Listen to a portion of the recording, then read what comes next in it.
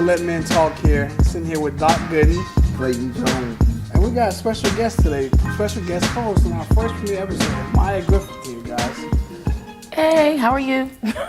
So, in filming this premiere episode, Clayton and I went back and forth on what could be the best topic for our first show here. And you know, one of the things we talk about in the trailers and things you're going to see is about how we're going to bring you a fresh, raw perspective. It's going to be real life things, real life situations, things that we deal with every day. So conversations that you have with amongst the boys, conversations that the girls have, things you have at home, couples, all that. So today's first episode, we're going to focus on this thing called celibacy. You may have heard about it. Yeah. You may know some people going, experiencing it, practicing it right now. You may even be practicing it, fam. So we're going to talk about this, examine this in our community and how it affects us today, and just talk about different views on it and how it affects us. So, Clay. And ask that fundamental question. Would you date someone who's practicing celibacy? So we're definitely going to explore that. But me personally, on the topic of celibacy, I actually had an experience. A woman I was dating at one time, she was practicing it. Mm-hmm. And the reason she was practicing it because of her religious beliefs at the time. Okay. So, and myself too, I practiced celibacy at one point in time. But what I will say about it, that it is definitely taxing, and it can be taxing on a relationship. Okay. A lot of times when you have pent up frustration and you're agitated, it comes from sometimes not having that release. You know, how many times have we met a person or a girl and we feel like she's real bitchy, and the reason she bitchy because we say, well, she need a good, you know. She need a good what? You know what I'm saying? A good release? Yeah, good release. So we say, I hope she gets what she need, man, so she stop being such a bitch, you know. So sometimes we underestimate the power of being able to release ourselves. So right now, you've already gotten Maya's attention here. Yeah, I see. Listen, family. So Maya is here. You know, the name of the show is Let Men Talk. But Maya and I am letting you talk. Maya brings that perspective of, okay, men, shut up talking. Let me talk now. So that's why we got Maya here. But Clay, when you mentioned the whole thing about women and being bitchy and needing that release and things like that, Maya peaked up a little bit there. Yeah. So I'm curious to see what's Maya's perspective on celibacy. Well, I thought you wanted my opinion on bitchy. Well, no, okay. We can come back to that, I guess, America.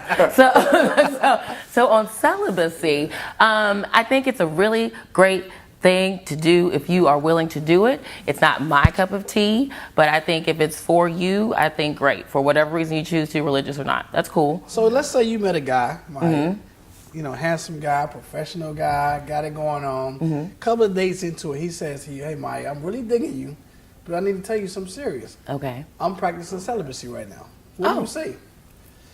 That's real. We weren't going to do it anyway, so that's cool. I mean, you know, you could have waited to tell me that, but all right, thanks for the dinner. I don't have a problem with that because initially I'm at least one of those, like, you got to put in the 3 dates, 4 date rule. So I'm not somebody that immediately we're going to just go hop in the sack anyway. So 4 dates. It could be 5, depending on how much alcohol. Date 3 could be 3. But for me, I just feel like that in order for me to go to where we go from dating to a relationship to where we are actually committed, there's a level of intimacy that I need to make sure that we're both on the same level. And if not, then I would not want to cheat on you. Well, let me share experience with you. I had a young lady that came. And it was a period of time where I was practicing celibacy. Now, the reason I was practicing celibacy was because of disease, you know, the rise of disease. I also was tired, and my life was looking for some change. So you weren't practicing condoms? No, I'm just saying. Okay. To be honest with you, you're talking about a period of time I wasn't practicing using condoms and things like that. But the celibacy was my way of being able to. Absent period, because for me, the condom, that does take away, you know, the natural experience. Even the lambskins? Yeah. The lambskins? Listen, it takes the natural aspect of it away. So to me, I was getting more pleasure through masturbation. They make condoms called natural lambs or something too. Yeah, that's what I just said, the lambskins. See, my mindset is, I didn't even want to explore it because I was getting so much pleasure from the masturbation. You know what I'm saying? So I didn't have to explore that. But she came to me and she wanted to have sex. And she was actually seducing me, and I didn't want to. I was tired. So her opinion of me was, am I gay? Now, you know, why is it? Do you think it's a natural reaction for women to expect men to always want to conquer and hit? Like we can't practice celibacy on the flip side. Yes, but I think it's for different reasons. I think it's because as a woman, it's an issue for you. Men are supposed to, technically, men are supposed to be sexually attracted to you. Right. So if you're not, then in her mind, then there's something wrong.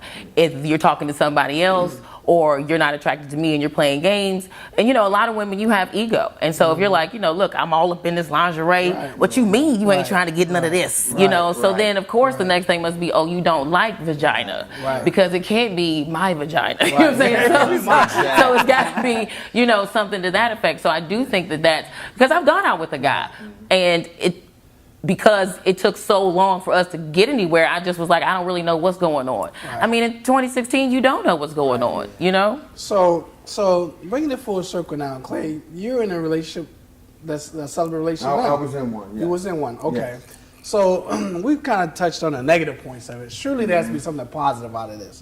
And I mean, you are subject matter expert today on this because for me, when I hear sail, I'm running. You're not even gonna get the rest of it out to me. Right. Sail, like that. Look, I need an image of a road runner, like running across the screen right about now. But we touched on all the negative parts. It truly has to be something positive about two people or one person who makes a decision, spiritual, religiously, to go on a journey of celibacy, to save themselves for that person or for marriage. I mean, shed some light on what was the positive thing that came out of when you was practicing. We see, one thing, the mind is powerful. Psychologically, in our perception of things, it's so powerful, what the mind can do for us. Now, when you hold out, and even though that tension building can be frustrating, it also can create such a phenomenal experience when you finally get to that place where you're able to share that intimacy. Right. I also believe that it's going to secure each individual's feelings toward each other. You know without a shadow of a doubt that you're in this relationship because of the companionship, the compatibility. We have so much more in common outside of sex. So for one, I'm going to feel absolutely secure in my mate, and I'm not doubting is she here for any, or she won't doubt if I'm here for anything other than the love of her and what we can build together. But I definitely also believe that practicing celibacy is safe. It is. More than anything else, it's safe. So, with that alone, to me, speaks volumes. And if you're able to do it, it's absolutely a positive. It's definitely the way to go if you can do it. But you also have to keep in mind the natural act of having sex is something that's part of our nature. Right. And we came to reproduce and procreate life. So it's a challenge, but the mind is powerful. So when I look at and examine celibacy and relationships and things like that, I almost feel like right after you follow up with telling me you celibate, you need to follow with an expiration period for me. Like, don't just say I'm celibate. I understand what that means, but what's your expiration period? You celibate for 6 months, 3 months, until I get married, until we get married, until I fall in love with you, until the 5th date, I'm celibate. I mean, what's your expiration period? Well, I would think that kind of defeats the purpose of being celibate. I don't think you have a time limit on it. Now, I could be wrong, but I would think that it doesn't come with an expiration date. I would think that the reason why you're doing it is because, I mean, look, hey, it worked for Sierra, it worked for Mariah Carey, it worked for Megan Good, so it does work. Like, if your goal is to end up getting married, I guess I even have some friends that waited 11 months and ended up marrying the person that they were with. So I do think if you do go long enough, that a man becomes delirious from lack of just, and that he will just say, I'm willing to do anything. So maybe that's the way. Now that family out there, that's an interesting perspective on it, because then it becomes a matter of, are we rushing to move forward to get to this point? If you tell me, well, I'm practicing celibacy until I meet the man I'm going to marry spend the rest of my life with. Okay, cool. So now I want you so bad, we rushing to the altar because I want that night. Right. But it still works if your end goal is to get to the altar. Just saying. So that's my goal. Hey, yes. Like, hey, but that's you get my what you thing. want, I get what I want. Everybody happy. I think it's used oftentimes as a form of to manipulate that situation and get someone to marry. Okay. But and you both know, when you set in your mind, I want to do something until this particular time, you're creating a greater challenge for yourself. Because now your patience is going to really fight you when you're trying, you understand, when you're trying to withhold. So to me, it's got to be just a natural place that you've arrived to evolve to as a human being, and it's not a calculator. It's not a calculated time frame and stuff like that. So let me ask you guys, ask both of you something, man. You know, considering the state of dating, black dating in our community today, you know, is it safe to say that maybe celibacy is a good thing as a whole for our community and dating? I mean, because I talk to a lot of people, and you know, I hear stories about dating today. It's so hard, it's so challenging. Particularly, we're in the Washington D.C. area here. You know, Maya, you probably agree with. You know, men have a greater advantage. It's been said dating in the Washington D.C. area. Yes, they do. Here. So, as a whole, could celibacy be a good thing for our community and dating? Well, absolutely. Okay. Like, I can't see where celibacy can't be a good thing.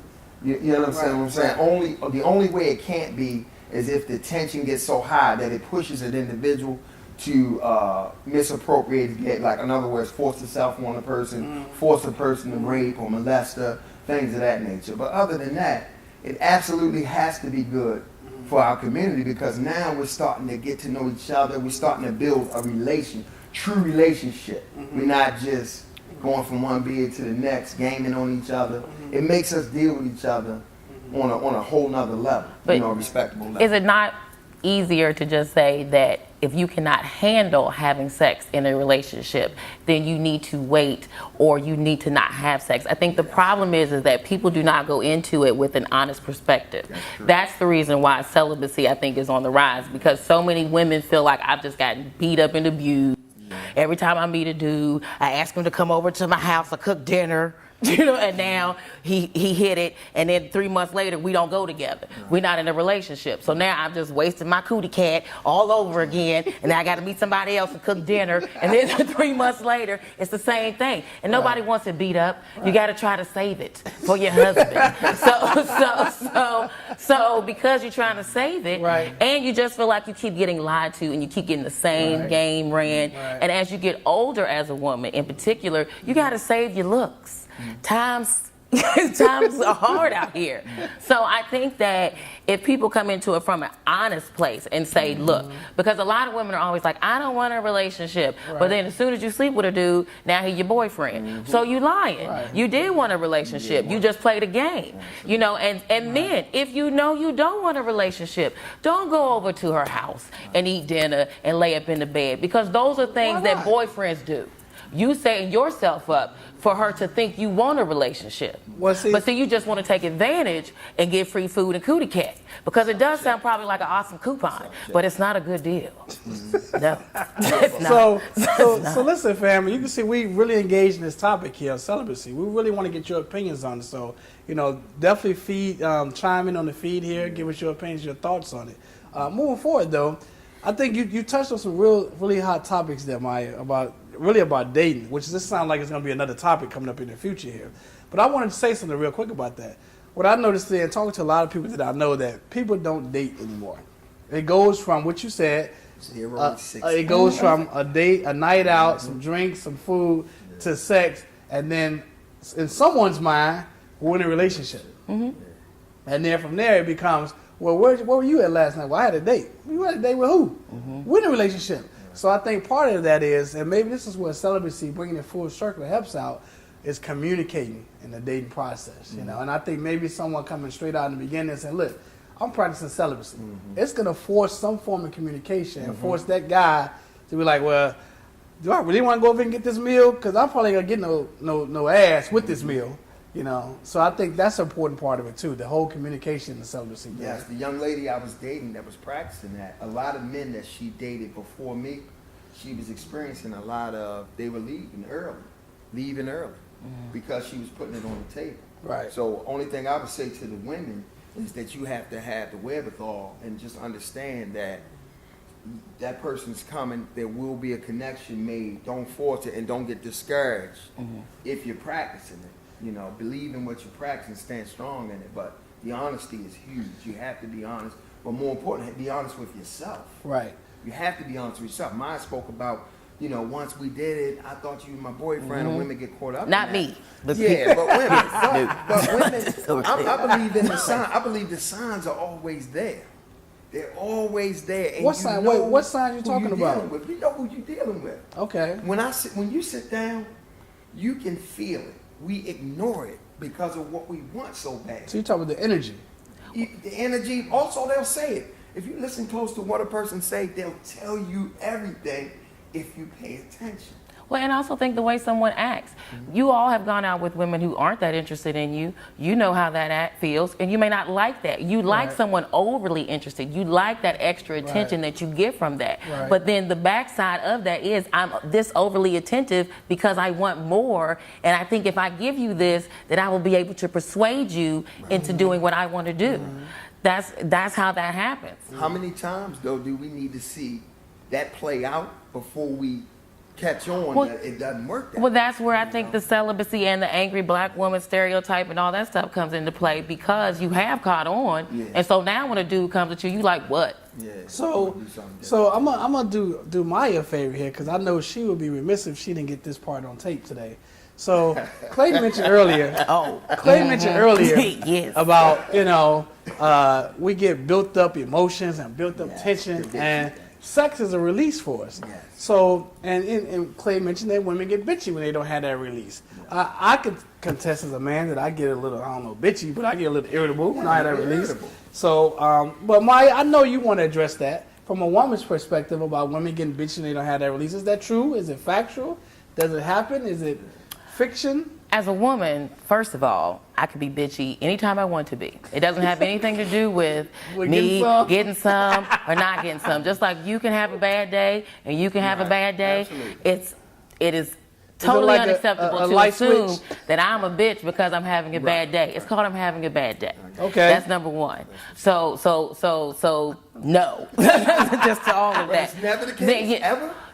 Do I think that in men and women, lack of sex can make you very high strung?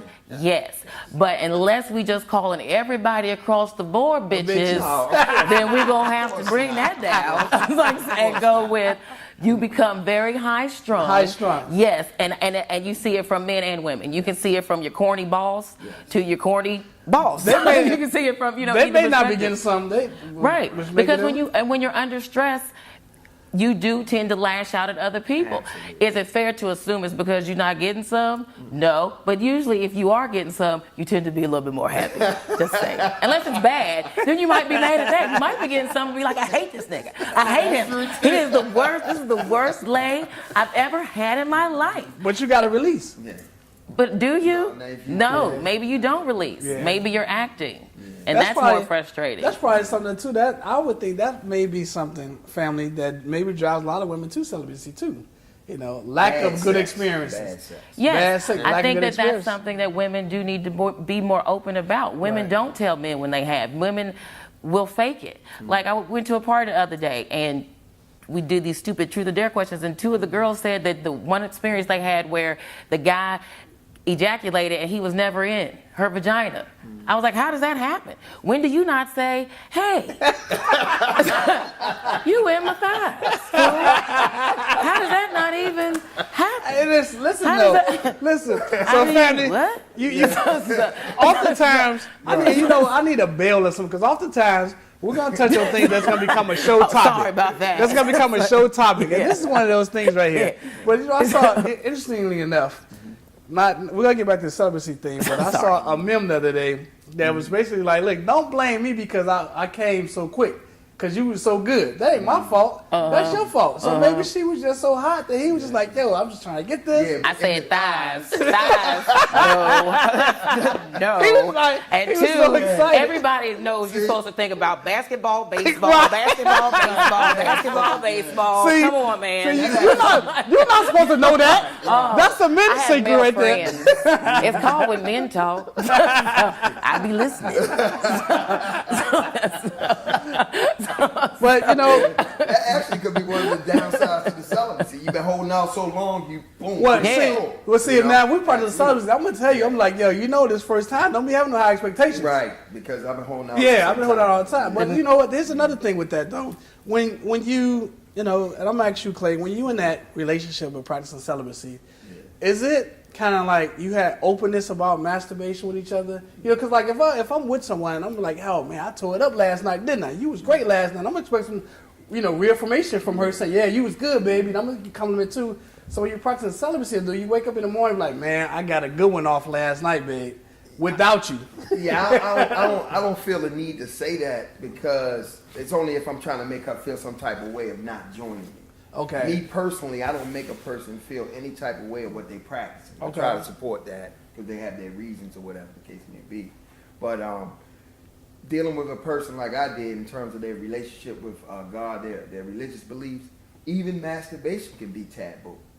So it'll have you not wanting to speak openly about that. But me, I'm a person of transparency, and I just feel like that's the best thing, is to be transparent and speak open, honest, and frankly. To have them just. So it really depends on the two people, their connection, how they relate. And you should be able to have that conversation. Me personally, I think. So you think you should be able to be celibate and both y'all masturbate in front of each other at the same time? I don't have a problem with that. But so once everybody's pants is off. Everybody. That's I'm like, last time I checked, I think the line gets real iffy once everybody take their pants off. I need to be closer to masturbate with you. You got to be in one room, and I'm in the kitchen. You slide over. I don't see. No, but to be honest, it's the individuals. It depends on. You'd be surprised what gets people off. Everybody's not the same on what gets them off or gets them to their climax. Well, at that point, just looking at it, I guess it's gonna get you off. If you ain't had it in a while, but some do. Some men are just so visual, that they kind of just don't want to necessarily have penetration. There's some men like that, and they spend a lot of time in strip clubs and the peep shows and things like that. Because masturbation actually becomes an addiction in itself. Yes. So, you're not addicted to the vagina. You're addicted to whatever thrill, whatever your mind is going, however you process and perceive seeing that visual, You're addicted to the release, I think. Yeah, the release too, the climax. Yeah. So, interesting topipic for our first show this here. is great. Yeah. And you know what, our family out there, this topic was not even planned on the schedule. It was a matter of, hey, this is a topic right here. Now, again, we're going to be bringing you fresh, raw topics here that affect us and will affect people that we know in our community, and that's why we're bringing it to you. Real quick, guys, let's close out with, give me a short blurb of your final thoughts on celibacy. Starting with you, Maya. Celibacy, what is it? Celibacy, schmelibacy. I'm doing it. With rubbers. But I think it's good, though, if you want to try it. I think it's good. I'm just not going to lie to myself. Yeah, I'm a firm believer it's good and bad in everything. So it's about balance. Celibacy is definitely positive. It can create the ultimate experience once you finally get there with your mate and you guys, are committed to one another. At the same time, it could be a challenge because we're naturally put here to reproduce. So you got to find that balance. And you got to find that way to manage whichever way you're going. So me personally, fam, I'm all about people finding their spiritual balance.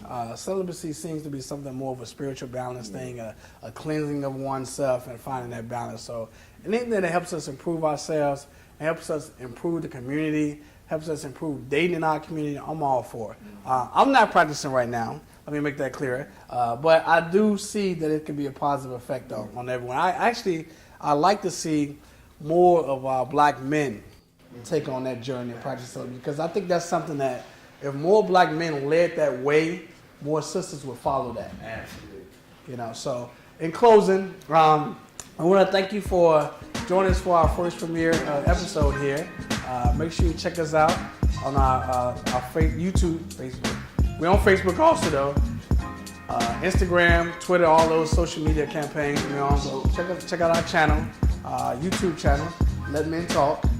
Tune in and definitely give us comments on this feed here, how you feel about this feed, and as well as any comments on future show topics you want us to talk about. And don't forget to subscribe, more importantly, to our channel if you enjoy, the content of the show. And we definitely appreciate you guys joining us. We out.